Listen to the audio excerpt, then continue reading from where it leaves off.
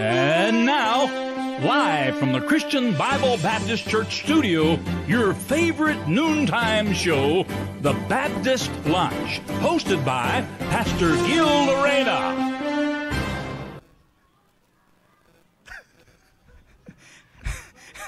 Amen! A blessed afternoon po sa ating lahat, Church, North, East, Southwest. Baliktad na. Magandang hapon po sa ating lahat. At muli po ay salamat sa Panginoon na tayo po ay nagkasama-sama po sa programang Sariling Atin na dapat po nating tangkilikin. Amen? Kung meron man dapat na unang-unang tatangkilik ng ating programa, ay tayo po yan na kung saan ay dinagdag ng Diyos sa Christian Bible Baptist Church Fort Bonifacio. Shout out po sa mga katatayan dyan. Ito po ay special episode for you. And let's all get excited mga kapatid, mga katatayan, kapwa ko katatayan dyan, na tayo po ay tatanggap ng pagpapala ngayong hapon na ito. Magandang hapon sa iyo, Sir Conrad. Amen. Magandang hapon din, Sir RG. Magandang hapon sa lahat po ng mga nagsusubaybay sa atin dyan. At sa mga tatay na nagsusubaybay, hello po, shout out to you.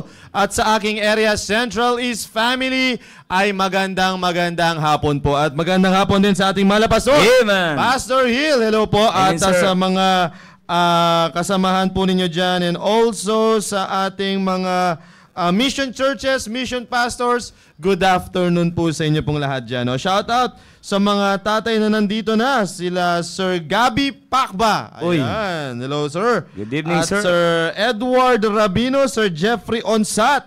Sir Romir. Si Sir Romir. Hindi ba?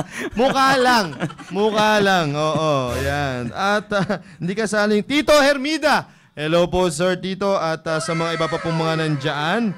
At nawala yung aking yun, bumalik. Yun. May nakita pa ba ang tatay dyan, sir? Si Ma'am Christy, ang aking asawa. Hindi siya tatay. Yan, eh. Asawa ko po yan. No? Shout out to you at sa ating mga anak dyan. Alright? At sino pa? Sino pa yung mga... Isa pa? Hindi.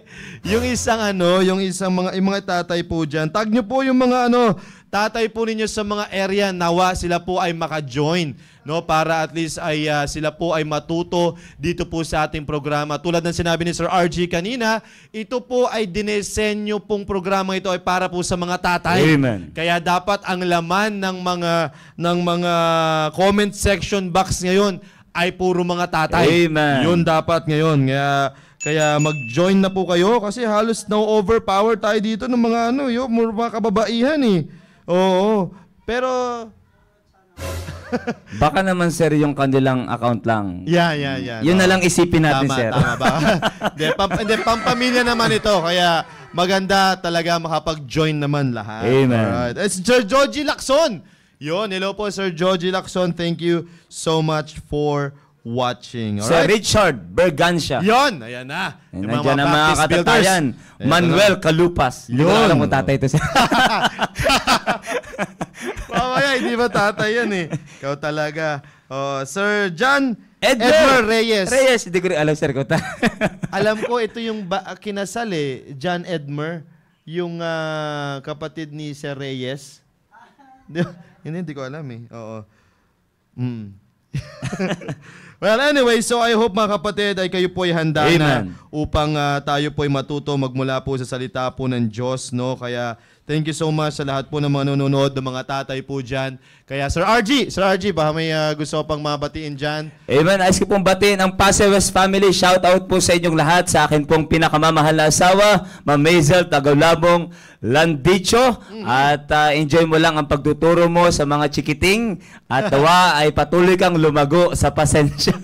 Okay, at nais ko pong batiin lahat po ng nanonood via Facebook Live. Hindi ko man maisa-isa ang inyo po mga pangalan, pero yamang naririnig nyo po ang tinig po na ito. Isang magandang hapon po sa inyong lahat. And let's all be excited mga kapatid to receive blessings from the Word of God this afternoon. I do believe that God has something prepared special for us ngayong umaga. Kaya mga kapatid, sama-sama tayo. Hindi ka man tatay, pero naniniwala ako, maaaring may tatay ka. Hindi ka man tatay, pero maaaring ikaw yung asawa. At maaaring maging malaking tulong po ito sa iyo. Pero especially, sabi nga ni Sir Conrad kanina, mga katatayan, para sa inyo to. Amen. Amen. Ito ay magagamit ninyo para sa maayos, tamang paglilid nyo po sa inyo pong family. When I say tamang paglilid, it is a biblical leadership. I'm talking about biblical leadership, mga kapatid. Kaya wala tayong bang pinag-uusapan dito. Of course, may mga tema tayo dito, pero lahat po yan ay naka-inline pa rin sa tinuturo po ng salita po ng Diyos. Sir Conrad? Yan. Well, anyway, so I hope na kayo po handa na, mga kapatid. Napakaganda po nung topic natin dito sa RG. Patungkol po sa cultivate yourself and motivate herself. Yan, napakaganda po niyan. Mga kapatid, na pinag-uusapan dito sa ating The Baptist Lunch. At nung napag-usapan po nila last time, no, Sir RG, yes, sir, ay patungkol po sa cultivating of the mind. Yan po ang tinalakay po nila, Sir Chow, dito last time. At magandang pasubalian namin yun, mga kapatid, no? At itutuloy lang namin yung discussion patungkol po doon. Kasi napakaganda po na pag-usapan yung mga ganyang klaseng aspeto ng buhay or pagdating po sa pagkukultivate. Actually, ako po ay na-explain ko na po sa inyo yung meaning po nung cultivate, 'di ba? Na yung sinasabi ko po kahapon kung gaano kahalaga yung cultivation na dapat mangyari sa isa pagdating pa lang sa sa farming. Tama ba, Sir RG, 'di ba? Yes, sir. Ang cultivation ay napaka-importante. Bakit? Kasi nga, diyan magiging masustansya yung alin? Yung lupa. Nakikita nyo po ba yun? Kaya nga, di ba, yung sinasabi ko last time, pag nakita mo na yung isang lupa, ang sinasabi ng mga farmers or ang sinasabi ng mga plantito or plantita na yan, ang sasabihin nila, kailangan natin bungkalin. Yeah. I-cultivate. Kailangan natin i-cultivate yan. Kasi, pag tinaniman mo ng ganun lang, hindi magiging maayos. Amen. Pag tinaniman mo ng ganun lang yung lupa, hindi mo makikita kung ano yung nasa ilalim eh. Baka mamaya puro bato pala. Right. 'Di ba? Hindi mo mamalayan puro basura pala yung nandoon sa ilalim. Maganda sa taas, pero pagdating sa ilalim, pag binungkal mo, ay, pambihira, parang yung Ibig sabihin, sir, hindi mag-grow yung itatanim mo. Yan, tama. Mapipigilan yung paglago. Saan ba to? Di sa Ascom. Yes, sir. Di ba? Pambihira, kala mo, napakaganda ng lupa talaga eh. Pagpala mong gano'n, no? Pak! Puro bato. Puro sako-sakong mga bato pala. Di ba? Kaya yung sinasabi po namin, mga kapatid, na kinakailangan i-cultivate ng lupa para maging masustansya. Sinabi ko nga, one of the importance of cultivation is para makapasok yung air, para makapasok yung water, para makapasok yung nutrients doon sa lupa, para pag tinanim yung seed, magiging maayos yung bunga. Yun po yung sinasabi na cultivate, yung importansya ng cultivation. Kaya ngayon naman, sabi ko nga, ilagay lang natin yun sa spiritual natin. Amen. Ilagay mo lang yun sa pagkukultivate ng ating mind. Kahapon, ang tinalakay ko po sa mga young men, cultivating naman yung sa puso. Yung tataniman, pagdating po sa... Ngayon naman, mga kapatid, sa isipan naman ng mga tatay. Diba? Di ba napakaganda, mga kapatid, na yung ating i-cultivate is yung ating isipan? Di ba? Yun yung tatanggalin mo yung mga basak, kumbaga yung mga tawag nito, hindi magaganda na kaisipan mo para mas lalong pag tinanim yung salita ng Diyos ay maganda po yung magiging bunga. Tama ba yun, Sir RG? Yes, sir. At alam po, napakaganda ng tinatalakay ni Sir Conrad. At least, ay pinaliwanag sa atin kung ano po ang kahalagahan ng cultivation. Yeah. Napakalaga, sabi ni Sir Conrad, para yung oxygen makapasok at yung nutrients makapasok upang anumang buto ang itatanim mo ay, mga kapatid, ay talagang magiging mabunga. Yeah. Magiging mabunga. Napakahalaga ng cultivation, mga kapatid. Nakaraan nga, sabi ni Sir Conrad, tinalakay po ni Sir Jao, ni Sir Rudy about the cultivation of the mind. Yung bilang isang tatay, napakahalaga niyan eh. Yung i-cultivate mo yung isipan. In fact, pagdating, mga kapatid, halimbawa sa isang lupa, ano bang plano mo? Mag-uumpisa kasi sa plano eh. Yeah, di ba? Parang ano bang plano mo sa lupa? Kung ang plano mo ay lagyan ng semento, alam niyo po doon sa Ramos Tarlac yung sir, yung court po doon napakalawak nun, di ba sir? Yeah. Ay talagang kailangan mong patigasin yung lupa, kailangan mayroon kaming ginagamit doon na Hindi pampatigas ng lupa. Oo. Meron. Hindi kinaya sa sobrang lawak, nasira. Panig, mano-mano kami. Yeah. Mano-mano. Pero talagang lahat ng kapamaraang gagawin namin para maging matigas ang lupa. Bakit? Maya-maya lamang bubuhusan na yan. Yeah. Lalagyan ng mga bakal and then after nyan ay bubuhusan. Pero dapat matibay muna ang pundasyon. Yun. Kung ang plano mo, sesimentuhin. Pero kung magtatanim ka, wag mong patitigasin ang lupa. Yun. Kung yan man ay matigas, papalambutin mo. Kasi ang mindset mo sa lupa ay magtatanim ako. Kailangan i-cultivate ko. Opposite, kailangan malambot para makapasok yung nutrients, makapasok yung tubig. Pag nagdilig ako, talagang hindi haharang, makakadaloy na maigi yung tubig. Pati yung oxygen, napakahalaga. Napakahalaga ng mga bagay yan. Kung ang iyong plano sa lupa ay magtatanim ka, napakahalagang i-cultivate mo. Diba? Pero kung ang plano mo sa lupa ay sesementuhin mo, patigasin mo. Pero ang pinag-uusapan natin ngayon, sir, cultivation. Yun. Bakit? Meron tayong itatanim. Bilang isang tatay, kailangan mong i-cultivate ang iyong sarili. For you to motivate your wife, you should first cultivate yourself. Yun, hindi tama. mo mamomotivate ang iyong asawa, at hindi lang yung iyong asawa, maging ang mga anak mo. Hindi mo sila mamomotivate kung hindi ka pa nakukultivate. Tama. Tama diba? yan. Hindi mo sila mamomotivate kung hindi ka pa nakukultivate. Ang unang pagplano mo, if you have a plan for your family, you should have plan first for yourself. That's right. That is Nag-uumpisa right. lagi sa iyo bilang leader ng tahanan, naniniwala tayo dito na ang leader ng pamilya ay ang tatay. And if you are the leader of the home, mga kapatid, bilang isang tatay, you should have a plan first for yourself. Anong plano mo? Kung may plano ka sa pamilya mo, dapat unang-una may plano ka sa sarili mo. Sabi nga nila, sir, you cannot give what you don't have. Yeah. Hindi mo pwedeng ibigay yung isang bagay na wala ka. The only things that you can give is the things that you have. Kung gusto mo maging maayos ang iyong family, unang-una pagsumikapan mo maging maayos. Yeah. Minsan ang lawak ng napakalawak ng plano natin. Wow, gusto ko talagang maging maayos ang family ko. Yung asawa ko, gusto ko talagang maging virtuous woman siya. Yeah. yung anak ko, gusto ko talagang lalaki siya. Na meron siyang respeto sa Diyos. Meron siyang respeto sa amin bilang kanyang mga magulang. Meron siyang respeto sa kanyang kapwa. At ganun din naman, meron siyang respeto sa kanyang sarili. At mag-uumpisa lahat yan sa plano mo sa sarili mo. Tama. Kung ikaw ang leader, ikaw ang maglilid, ay pag mali ang dadaan na tatahakin mo, idadalhin mo ang pamilya mo doon, ay papahamok mo lang sila. Tama Dapat unang-una i-check mo, anong plano ko? Itong gusto kong tahakin, maayos sa buhay. That's right. That's right. At mula dyan, mga kapatid, dyan ang pagsumikapan mo talaga. Amen? Yan ang pagsumikapan mo talaga. Kung ikaw ay may plano magtatanim ka, ay cultivate mo yan. Yeah. Pinag-uusapan natin cultivation of the mind bilang isang tatay, napakahalaga. Sa kadailanang lahat ng ginagawa natin ay nag-uumpisa sa isip yan. Tama. Di ba? Mag-uumpisa sa isip yan, mga kapatid. Bakit yan naglalakad ka?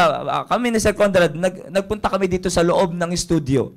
Nasa isip namin na meron kaming gagawin dito. Yeah. Magkakaroon tayo ng programa. Ang mga estudyante pumupunta sa school. Meron silang kaisipan. Pupunta sila sa school para matuto. Hindi naman lahat. Yung iba, hindi naman lahat. Pero kung sila man ay pupunta sa school, naniniwala akong merong rason kung bakit sila pupunta sa school. Yes. At pag rason ang pinag-usapan, it talks about mind. It's all about mind setting. It's all about mindset, mga kapatid. Kaya bilang isang tatay, nakaraan pinag-usapan po natin, ni Sir Joe po, tinalaki dito, cultivation of the mind. Ginamit niya pa yung talata, sir. Pinakinggan ko yung Proverbs 9, verse number 9. Give instruction to a wise man, and he will be yet wiser. Kung gusto mong makultivate ka, kung ang plano mo sa iyong pamilya ay maayos, kailangan cultivate mo na yung sarili mo. Yeah. Ibig sabihin, be willing. Noon. Be open, mga kapatid, lalo na sa mga bagay na magiging malaking tulong sa iyo bilang leader ng tahanan. That's right. Kung gusto mo na maging maayos, sabi ko, dapat unang-una may plano ka sa sarili mo. Kung gusto mo maging maayos bilang isang tatay, maging open ka sa salita ng Diyos. That's right. Because the Word of God is the mind of God. Mm. Nakanya po, the Word of God is the mind of God. Lahat na nababasa natin, ito po ay galing sa isip po ng Diyos. Mm. At kung ang pag-uusapan ng family, yamang meron ka mataas, malaking plano sa family, sino bang nag-institute ng family? Yeah. Ang God, ang Panginoon natin. Si God, ang Diyos natin na nag-institute ng family. It is God who instituted the family. At kung siya nag-institute ng family, ang kailangan mo, isip niya. That's right. Amen. Yun. Kaya yung isang wise man, mga kapatid, pag sabi ng wise man, isa yung isang tao who possesses God's wisdom. At pag bigyan mo siya ng instruction, mga kapatid, tatanggapin niya yan ang tatanggapin. Iyan po ay simpleng kapamaraanan ng pagkukultivate ng kanyang sarili. Mm. He is very open, mga kapatid, to the mind of God. He is very open. As far as the mind of God is concerned, hindi niya i-resist yan. That's right. Kaya bigyan mo siya ng instruction. Give instruction to a what? Wise man. And he will be yet wiser. Nakaya niyo po, he will be yet wiser. Sabi nga ni Sir Joe nakaraan, there's always a room of what? Improvement. Mm. Dapat magtatay ka, nag-i-improve ka.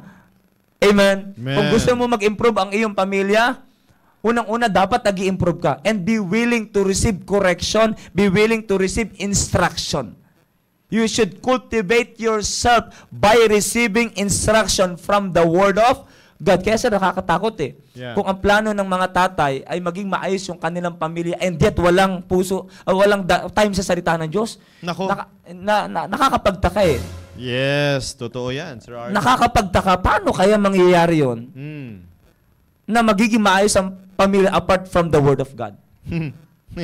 If God is the one who instituted the family, how come na magiging maayos ang isang pamilya apart from the mind of God? Mm. Apart from the Word of God?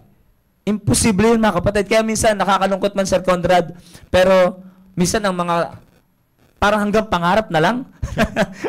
Di ba? Sir? Tama. Parang minsan hanggang amen na lang. Parang minsan hanggang pantasya na lang ang ba't hindi nangyayari? Sa kadahilan ng gusto natin maging maayos ang ating pamilya, but we don't have time sa salita ng Diyos. Yun. Parang napakahirap eh. Cultivation of the mind na pinag-uusapan natin, mga kapatid. And the only mind setting that we need to cultivate ourselves just for us to motivate our wife and our family, mga kapatid, is God's mindset. Mm. Kailangan natin yung kaisipan ng Diyos, yung mindset ng Diyos pagdating sa pamilya. Yun ang dapat i-adapt natin. Kaya as we receive instruction from the Word of God, ina-adapt natin yung isip ng Diyos. That's right. At yung pag-adapt natin yan, hindi natin mamamalayan, yan na yung prinsipyo natin. At yan ang i-apply natin sa ating pamilya. Yun. Amen. Yan ang magiging dahilan for us to have the courage to motivate your wife, our wife, to motivate our family. Nakaya niyo po, anong gagamitin That's right. natin? Yung mindset ng Diyos. Kaya mga Yun. kapatid, ito kung bakit tayo may mga programa, meron para sa nanay, meron para sa tatay, meron para sa mga young people, para malaman ng bawat isa yung role ng bawat isa. At anong gagawin bilang isang anak, anong gagawin bilang isang nanay, bilang asawang babae. Dito naman sir, pinag-uusapan natin bilang isang tatay. Ano ang gagawin natin? Kaya mga kapatid, napakahalaga. Nag-uumpisa lahat, ano talagang plano natin?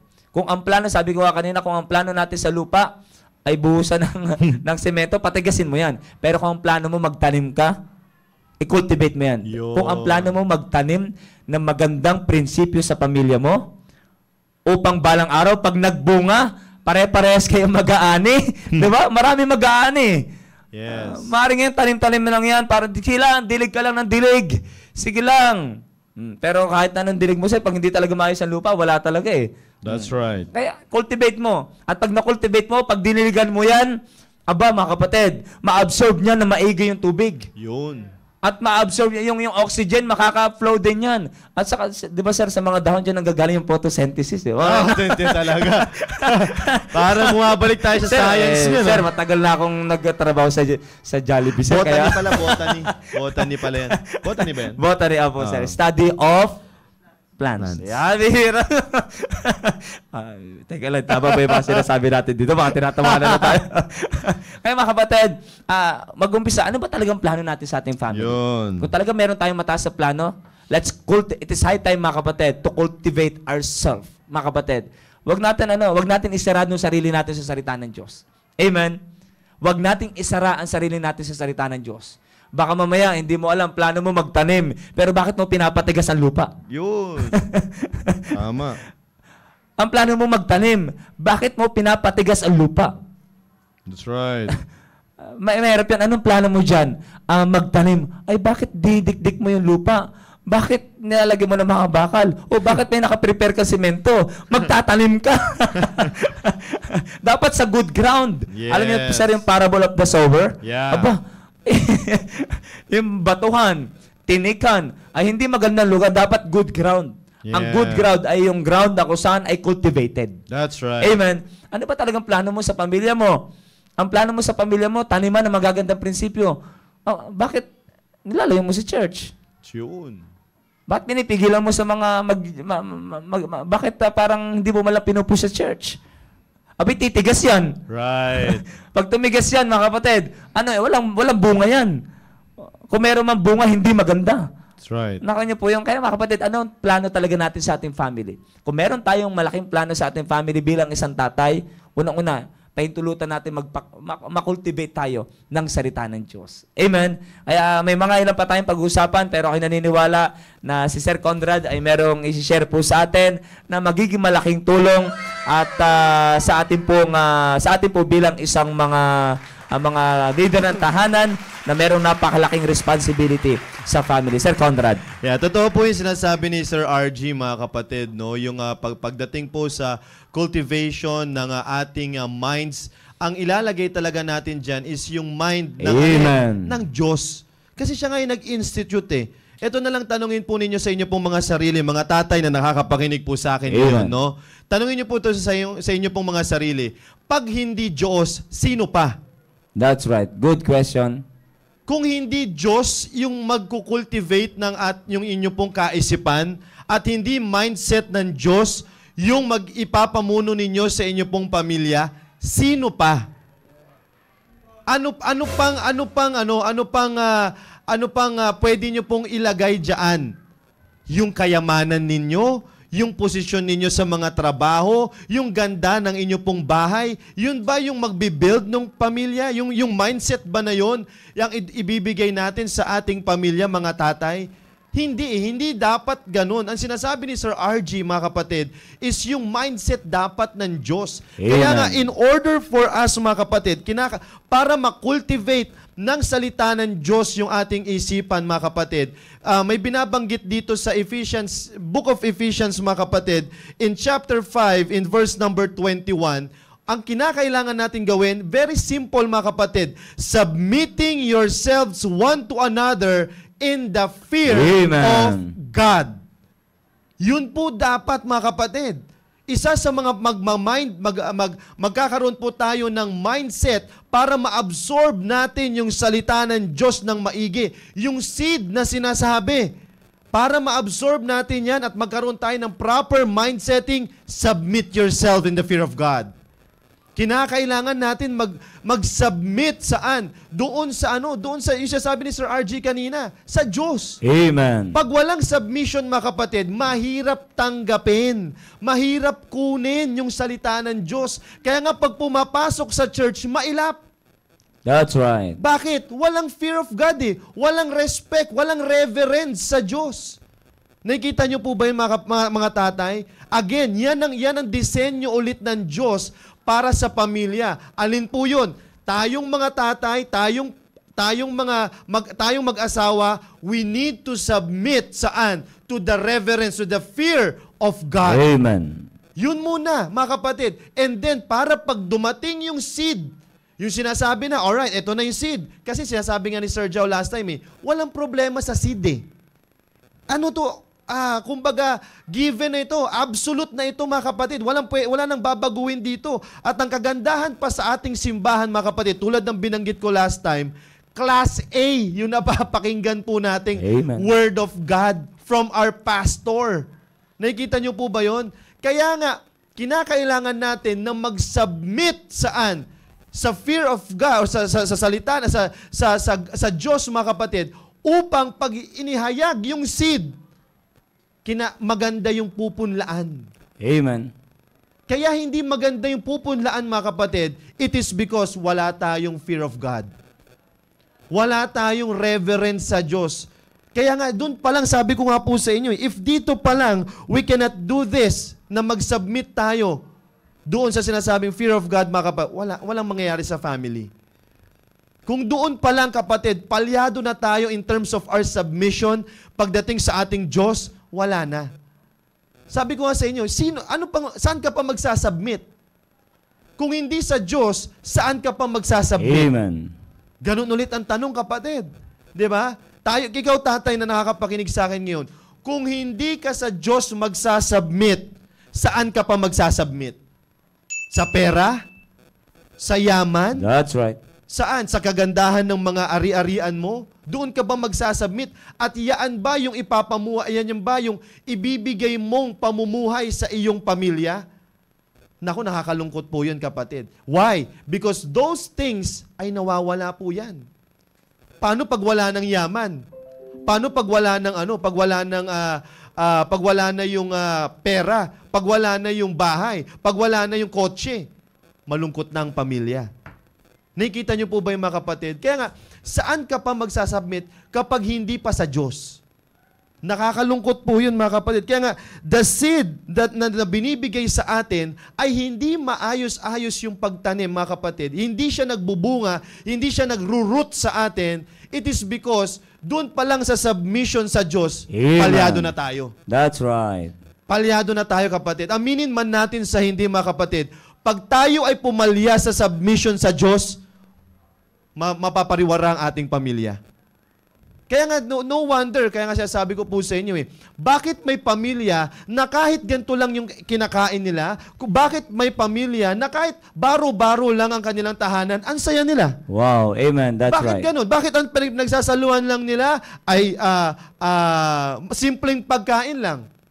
Walang hotdog, walang kaldereta, walang lechon manok, walang ganun. Simpleng pagkain lang. Kung ano yung naisip mong simple, kapatid, na simple, alright, pero bakit masaya?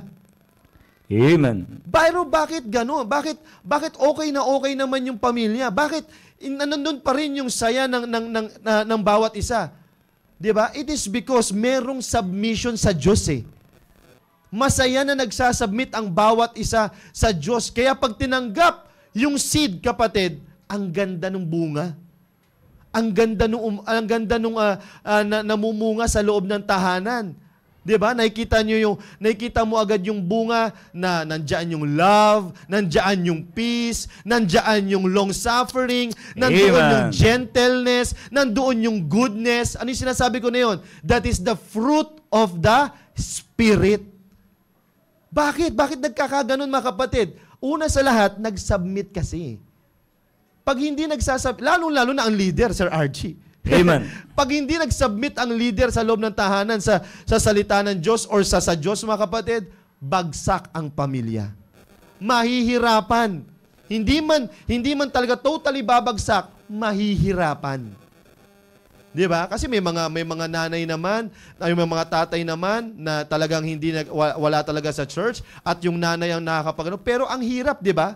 You can testify, mothers, na kapag kayo yung nag-i-involve, pag hindi tatay, ang hirap kunin ng pamilya. Right. You can testify, mothers. No, fathers na ay mga young people, pag hindi si tatay yung naunguna pagdating sa church, ang hirap. Para ang ganit ng pamilya. 'Di ba? Maraming ganyan na makakapag-testify. Pero pag ang leader ang nanguna, kahit unbeliever pa yung nanay, unbeliever pa yung mga anak, kayang-kaya niyang buhatin. Kayang-kaya niyang dalhin. Bakit? Yan yung dinisenyo ng Diyos sa atin Amen. Yan yung binigay na disenyo ng Diyos na ang leader, ang tatay, ang magli-lead saan? Sa pamilya. Pero pag ang nanay, mahirap. Parang hirap. Ang hirap mong ayain si tatay. Mahatak pa ni tatay yung anak. Di ba? Mahatak pa ni tatay yung bunso. Di ba? Kaya nga napakahalaga na tayong mga leader ng tahanan, tayo po ay mag-submit saan? Sa Diyos, mga kapatid. Para yung seed na sinasabi, no? Yung seed na may pupunla, mga kapatid, ay napakaganda po ng bunga po niyan. Lalong-lalo na po sa ating pamilya. Kaya nga mga kapatid, pag hindi ka nag-submit, isa lang ang pupuntahan yan, pride. Amen. Ano pa ang mangyayari? Yung sarili mo ng kapamaraanan ang mangunguna sa pamilya mo. Hindi na yung Diyos na kapamaraanan. Kasi bakit? You cannot submit eh. Hindi mo kaya mag-submit, hindi ka nagpapasakop sa salita ng Diyos. Hindi mo inilalagay yung mind ng Diyos. Ang inilalagay mo is yung mind ng sanlibutan. Di ba yun yung sinasabi ko sa inyo eh? Kung ano pa ang pwedeng ilagay natin para ipaganahin natin yung ating pamilya apart sa salita ng Diyos. Di ba? For sure yun, sa'yo na yun. Sarili mo ng kapamaraanan yun, kapatid. Pride mo na yun. Nakikita mo po ba yun, mga tatay na nakakapakinig po sa amin ngayon? Kaya nga siyasatin natin mabuti ang ating sarili, no? Tayong mga tatay, anong mind ang ibinibigay natin? Anong mindset ang ipinapangalap natin sa ating pamilya? Di ba? Para magkaroon ka ng mindset ng Diyos, submit to the fear of God. Submitting that's the design. Sa book of Ephesians, that's the design, the biblical design of a family, mga kapatid. Yung hierarchy, mga kapatid. Yan yung disenyo ng Diyos sa atin. Magpasakop tayo sa Diyos. Kasi pag hindi tayo nagpasakop, yung seed mo hindi mahihirapan pumasok. Mailap ka. Mailap ka pag pinipreach na yung kasalanan, ayaw mo na. Pag pinipreach na yung kaugalian mo na kailangan mo, ayaw mo na. Kinakailangan natin mag-submit, mga kapatid. No? Kaya, again, I hope na nakatulong po yung binibigay ko po sa inyo. Sir RG. Amen. Thank you, Sir Conrad. Totoo yan. May talatang binasa si Sir Conrad. Submission is very important. Submission is very important, mga kapatid. In all aspect of our life, mga kapatid, bilang isang tatay, at bilang isang Kristiyano, kahit dito sa ministry, meron ka, magsasabit ka. Meron talagang isang persona na kung saan dapat mong pagsasubmitan. Amen. Kung ikaw man, of course, hindi naman ang tatay nakadisenyo para mag-submit sa asawang babae. Love your wife. Pero yung babae, dapat mag-submit sa lalaki. Pero tayong tatay, meron pa rin isang persona na dapat magsasubmit tayo. At walang iba kundi ang Diyos. Yes. Ang leadership na ating gagamitin sa ating family ay nanggagaling dapat sa Panginoon. Kasi pag sarili lang nating leadership, yung ano lang ba, sir? Yung sigaan lang ba? Ay wala talaga. I am the leader of the home. Pero hindi mo nakikita sa yung leader ka. Yeah. Diba? Kitang siga ka, iba ang leadership sa commandership. Diba? Ang tinuturo sa atin sa church ay leadership and not commandership. Yeah. Dito, hindi commandership, leadership, mga kapatid. Pagdating sa family, irerespeto ka ng mga anak mo at igagalang ka ng asawa mo, magsasubmit sa iyo pag nakikita yung leadership. Yes. Pero anong leadership ang meron ka kung hindi ka nagsasubmit sa Diyos? Yeah. Saan pangit, Sir RG, kapag nagsasubmit lang yung asawa mo kapag nakikitang marami ka ng pera? Yun ang meron. Nako, tandaan mo. Pag wala ka ng pera, tingnan natin kung magsasubmit pa yung asawa mo. Yun ang nakakalungkot. Maraming ganyan, sir. Ano talaga ngayon? Sa mapapanood mo sa mga media ngayon, ay pag gumanto na si Mrs. Oo nga. Diba? Pag gumanto na si... Kala ko dati heart lang. Oo, sir, iba na. Kala ko, sir, pag ganito, heart parang lang. Dapat magre-response ka, ididikit mo yung kamay mo, parang nakahati. Diba? Dapat hula-hearted. Yan. Pero hindi, sir, pera sinisingit. Yun. Tapos, meron pang, sir, kinis siya yung asawa niyang lalaki, sir, na puro pera yung pera. Sabi ko, matindi talaga. Yan ang mundo. Gano'n na ba talaga mga nanay ngayon? Mukhang pera na. Kung yan ang ipapakita mo bilang isang tatay na basehan ng iyong leadership, nakokontrol mo ang iyong asawa sa pamamagitan ng pera, diyan ka lang din mamahalin ang iyong asawa. Right. Magsasubmit lang din ang iyong asawa ayon sa iyong pinapakita. Yun. Kaya pag pinakita mo ang leadership ng Diyos sa family, magsasubmit sa iyo ang iyong asawa kahit wala kang pera. Yeah. Asawa, mahal na mahal kita kahit wala kang pera. Malungkot ako, to be honest. Pero magsasubmit pa rin ako sa iyo. Sa kadila ng ikaw ang nagturo sa akin na mag-submit ako sa iyo, hindi dahil sa pera, but because of the authority, God-given authority sa iyo ng Panginoon. Yun. Diba? Yan ang pinakamahalaga. Pag mga kapatid, pag sinanay nyo lang, anak, mahal, bihira, pasiga-siga ka kasi may pera ka. Pag wala kang pera, mayroon ba tayong isasampay dyan? Yeah. Wala na. Wala na. ka ng courage. Dapat, mga kapatid, ang courage ng tatay ay nanggagaling sa salita ng Diyos. Yun. Pag ang courage ng tatay nanggagaling sa pera, tandaan mo, ang pera nawawala. Yeah. Lahat nawawala, but the word of God will never pass away. Diba? Lagi That's nandyan yan, salita ng Diyos. At kung yan ang gagamitin mo, mga kapatid, that is God's mindset. And the best mindset in the world is God's mindset. Yes. Lalong-lalo na pag pinag-usapan ng leadership, God's mindset ang kailangan mo dyan. Yan ang kailangan na gawin mong kapamaraanan para ma-lead mo ang iyong family. That's Kaya mga kapatid, hindi biro-biro ang pinag-uusapan natin dito. Totoo yan, sir, napakaraming mukhang pera na nanay. Na asawang lalaki, na asawang babae. Totoo yan, sir. totoo Pero yan. sinong dahilan? Asawang lalaki. Yun. Meron pa rin ambag. Yan ang pinakita mo sa kanya eh. Nanliligaw ka pa. Diba, sir? Nanliligaw pa lang. Ngayon, nasa gawain na ng Panginoon, nakakilala ka na sa Panginoon. Yeah. Aba, hindi ka nagpa-cultivate. Pag sa Yes. cultivation, sir, may tinatanggal eh. Aba, Yes. nagko-cultivate ka. Teka lang, may bato. Tatanggalin mo. Yes. Nag-cultivate ka, may nakita kang bato, hindi mo rin tatanggalin. Nag-cultivate ka ba? Ang purpose ng cultivation, mga kapatid, sabi nga Sir Conrad, para makapasok yung Nutrients. oxygen. Yeah. Oxygen, nutrients, at maging yung water. Ngayon, pag nag-cultivate ka, may nakita kang bato, alam mo, makakahadlang yun para makapasok ang Yes. ano mang makakahadlang para Tanggalin. makapasok ang nutrients, ang water, at yung oxygen tatanggalin mo. Meron Right. plastic dyan. Ang laking plastic, abay mga kapatid.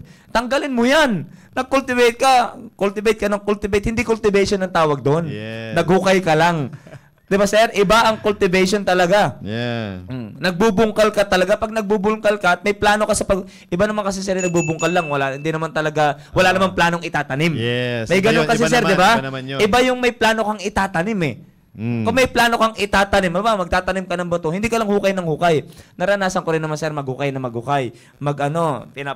Pinapalambot yung kasi ang purpose lang, maglalaro. Yeah. Maglalaro, sir, para hindi masakit. Yeah. Kung may magbaldugan sa probinsya, ganun, sir, para hindi lang masakit. Pero pag ikaw ay may plano na mayroon akong itatanim, kaya nagko-cultivate ako.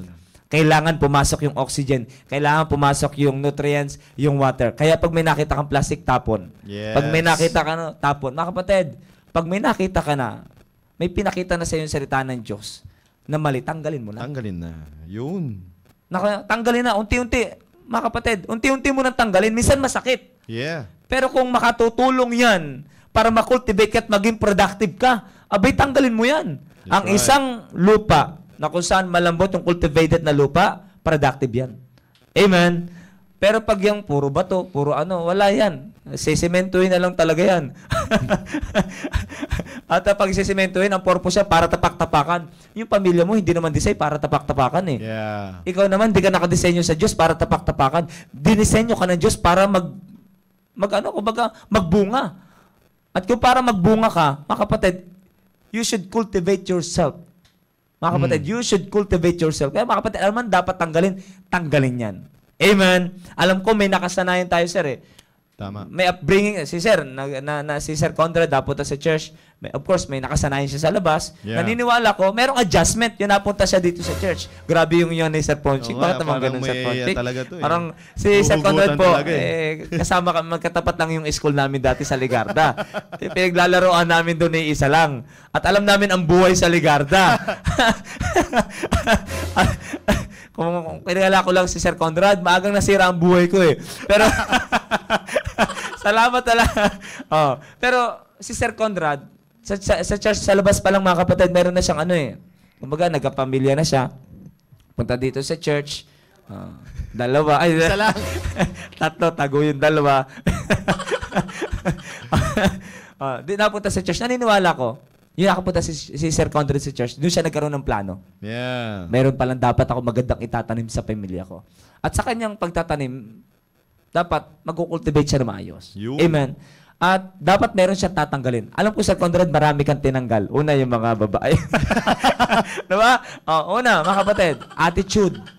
Diba? Maraming dapat tatanggalin na alam mong hindi makatutulong para sa mabungang, para sa pagbunga ng iyong itatanim. Mga kapatid, maging aminado tayo. Pag may pinakita na sa atin ang salita ng Diyos, sabihin natin, late na kasi ako nakarating sa church eh. Ang dami na kasi. Ang dami na kasing tinanim na mundo eh. Late na akong Huwag kang sumuko. Kaya nga meron salita ng Diyos eh. Yun. Patunay yan na binibigyan ka ng Diyos ng panibagong pagkakataon. Yeah. Hindi ipinaabot sa iyo yung salita ng Diyos para sabihin sa iyo ng Panginoon, late ka na, wala na. Pinaabot sa iyo yung salita ng Diyos para sabihin, meron kang pag-asa. Yun. Amen. At tingnan niyo si Sir Conrad ngayon. Dating ang buhay ay sira. Sira talaga. Pag nakita niyo yung picture niya, talaga sirang-sira physically.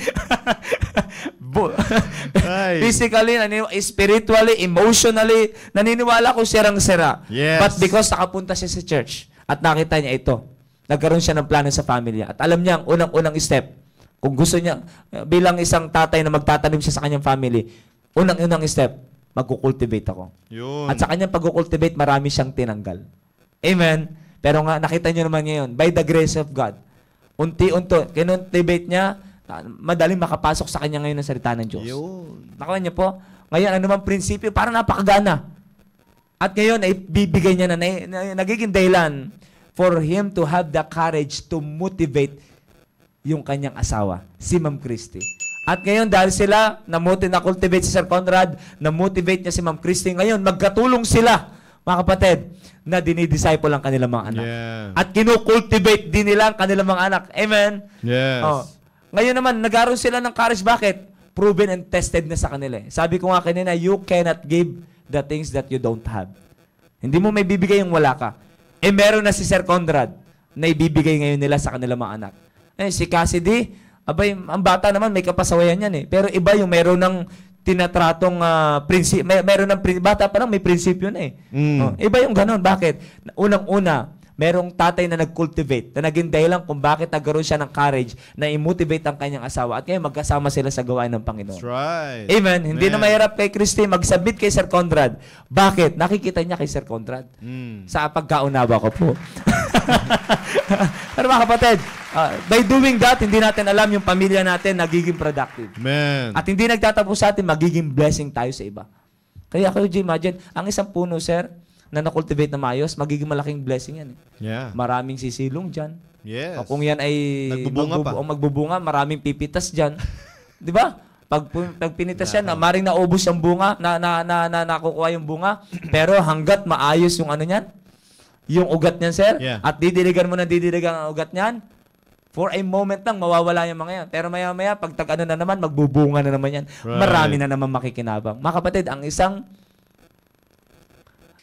puno na kung saan ay na-cultivate na umpisahan na maganda at nagbunga na maayos, maraming makikinabang dyan. Amen? Unang-una, bilang isang tatay, makikinabang family mo. Yes. At pag kayong buong family nakinabang, marami pang tao, magiging challenge kayo. Bira yung pamilya niya ni Sir Conrad. Nakaka-challenge, no?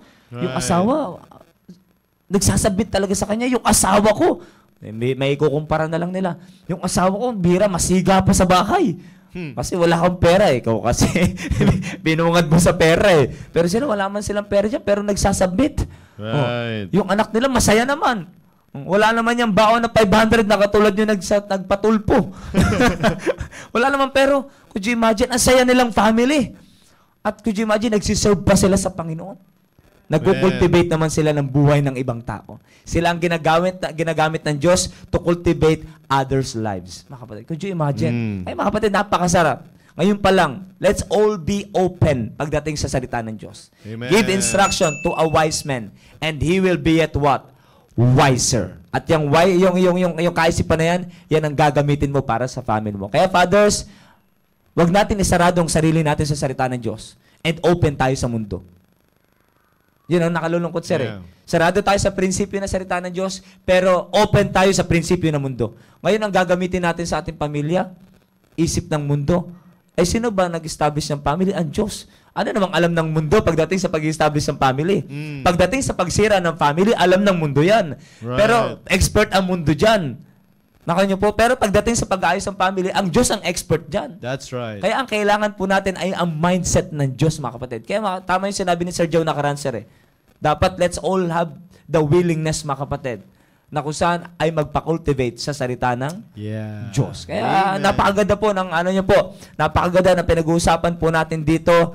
At sa akin, sir, wala pa akong anak, sir. Pero sabi ko sa aking asawa, yung asawa ko, tinataniman ko na eh. Sabi ko sa aking asawa, dapat ngayon pa lang magkasundo na tayo sa prinsipyo ng salita ng Diyos. Ngayon pa lang, bakit pag binagkaloban tayo ng anak ng Diyos, ng 10 anak ng Diyos, pag binagkaloban tayo ng anak ng Panginoon, aba, may makikita siya sa atin. May makikita siya sa atin. At pag hindi magkaiba tayo ng prinsipyo, may confusion, aba, dyan na mag-uumpisa ang lahat. Meron na siyang masasabi. Meron na siyang dahilan. Kaya ako ganito kasi kayo naman eh. Pero dapat walang ganon. Kaya sa atin pa lang dapat maayos dapat fix na tayo sa decision, fix na tayo sa prinsipyong pinanghawakan natin. Amen. Tayo pa lang. Sir Conrad, of course, may family na. At least nakikita niya na ang bunga ng kanilang maayos na pagsasama ni Ma'am Chris. Hindi perfecto, pero maayos because of the Word of God. Kaya mga kapatid, hindi biro-biro ang pinag-usapan natin. Malayo ang maabot nito. Amen. Pag nagtanim ka ngayon lang, ganyan yan. Pero tanda mo, balang araw, pag nagbunga, di mo makikita ang lahat. Wow, amen. Buti na lang. Buti na lang. Buti na lang. Buti na lang. Di ba? Hindi buti yung bunga, pero buti na lang kinultivate ko na maayos. At salamat na lang, nakikita ko na yung bunga ngayon. Hindi yung bandang dulo, puro iyak. Totoo kasi yan. hindi na-cultivate na maayos. Kaya sana po ay na yan po ay nakatulong. Tinatalakay po natin ngayong umaga. At ako'y naniniwala na totoo mga kapatid, kailangan natin bilang isang tatay na magpa-cultivate tayo sa Panginoon. Amen, Sir Conrad. Amen. Kaya mga kapatid, just to close this, ay napakaganda ng pinag-uusapan. Napakagandang topic na ito mga kapatid pagdating po sa cultivation. Amen. No? Kaya ang pinaka-point lang namin dito mga kapatid, dito sa pinag-uusapan natin, lalo na tayong mga tatay, let's allow the Word of God na i-cultivate yung ating isipan. No? Huwag kang maging mailap, tatay, pag nai-reveal na ano yung kasalanan natin, na i-reveal, na isisiwala yung kasalanan natin sa pulpito, mga kapatid, hayaan mo na i-cultivate yan ng salita ng Diyos.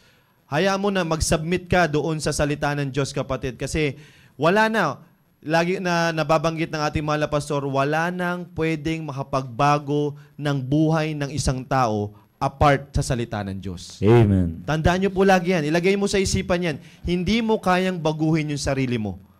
Hindi mo kayang baguhin kung anong pag-uugaling meron ka ngayon. Kung ikaw lang. Pero pag nag-submit ka at nagpa-cultivate yung isipan mo sa salita ng Diyos, I'm telling you, 100% mga kapatid, no, 100%, and I can testify, mga kapatid, na mababago ang buhay. Amen. Mababago, kapatid. Huwag mong tuldukan yung sarili mo. Huwag mong sabihin na hanggang ganito ka na lang. Eto ka na lang. No. Hanggat merong salita ng Diyos, kapatid, mababago at mababago ka. Amen. Yan din ang encouragement ko sa mga nanay. No? Hayaan mo lang na idalhin yung asawa mo, hayaan mo lang na dalhin yung anak mo, makukultivate yan as long as there is a Word of God. Amen. Yun lang, tayong mga tatay, let's not allow the worldly things to cultivate our minds. Huwag mong hayaan na yung mga nakita mo sa social media, yun yung magkukultivate ng isipan mo. Yun yung magbubungkal ng iyong isipan. Huwag mong hayaan. Ang dapat magbungkal ng iyong kaisipan is yung salita ng Diyos. Allow the Word of God to flow. And then, so sa tingin mo, parang wala lang ngayon. Ganon din naman ng di ba, Sir RG? Ganon din naman, pag pinunla mo yan, parang wala lang. Wala pa yan. Maliit pa lang. Hanggang sa habang tumatagal, hindi mo namamalayan, ang ganda na pala ng bunga. Amen. Ang ganda na pala. Ang lalaki na ng mga prutas. Ang ganda na ng bulaklak. Nakikita niyo po ba yun, mga kapatid? Ganon kasi turumabaho ang Diyos sa buhay natin. Hindi agad-agaran, kapatid. Malamang hindi sa agad-agaran. Pero habang tumatagal, as long as you are hearing the Word of God, no, habang inaalaw mo na i-cultivate ng iyong isipan, sooner or later, makikita mo na lang, buo na kayo ng pamilya mo. Saan? Sa church. Amen. Hindi mo mamamalayan, kapatid. Di ba?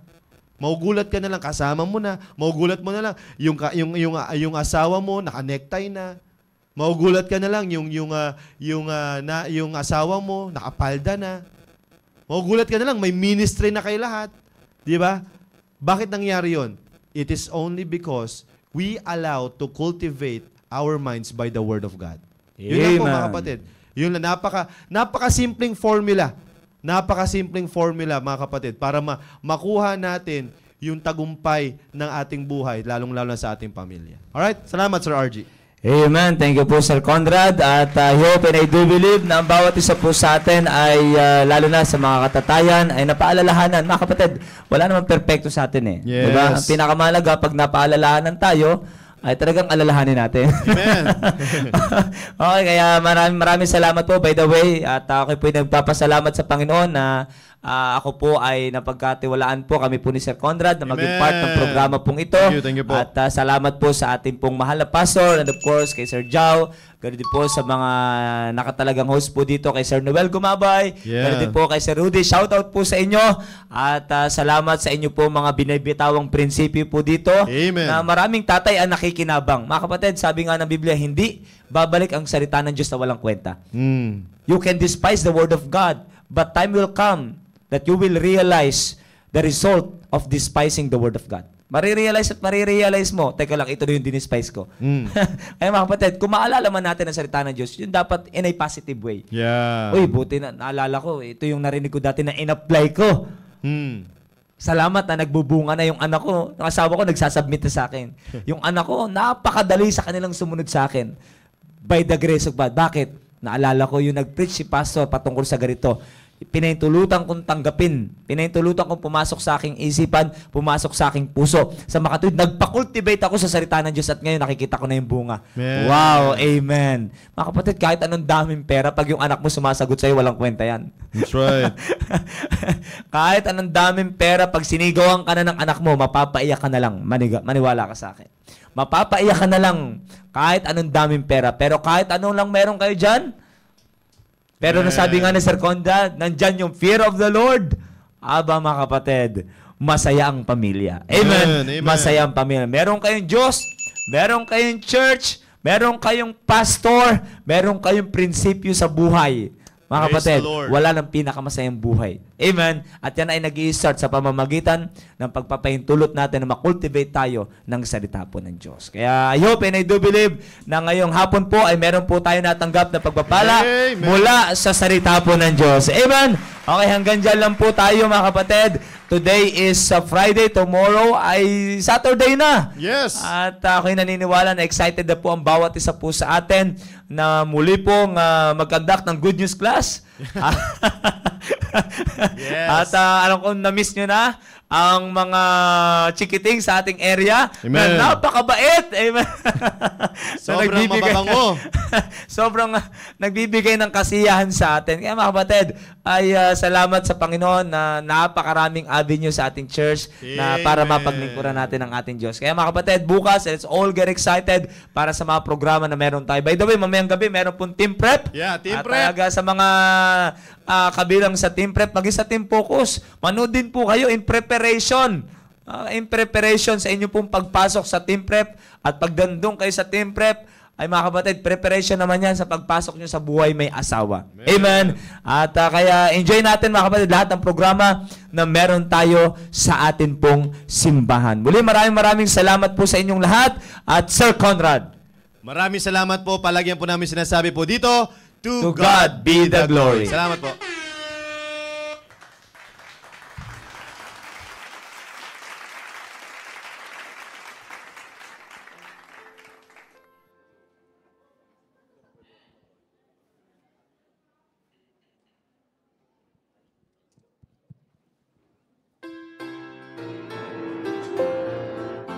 I sing through the shade and the sunshine. I trust Him whatever befall. I sing for I cannot be silent. My Father planned it all. What though the pathway be lonely and dark the shadows fall? I know wherever it My Father planned it all. I sing through the shade and the sunshine. I trust Him whatever befall. I sing for I cannot be silent. My Father planned it all. There may be sunshine tomorrow, shadows may break and flee. 'Twill be the way He chooses, the Father's plan for me. And He guides my faltering footsteps along the weary way. For well He knows the pathway will lead to endless day. I sing through the shade and the sunshine. I trust Him whatever befall. I sing for I cannot be silent. My Father planned it all. I sing through the shade and the sunshine. I trust Him whatever befall. I sing for I cannot be silent. My Father planned it all. I sing for I cannot be silent. My Father planned it all. My Father planned it all. My Father planned it all.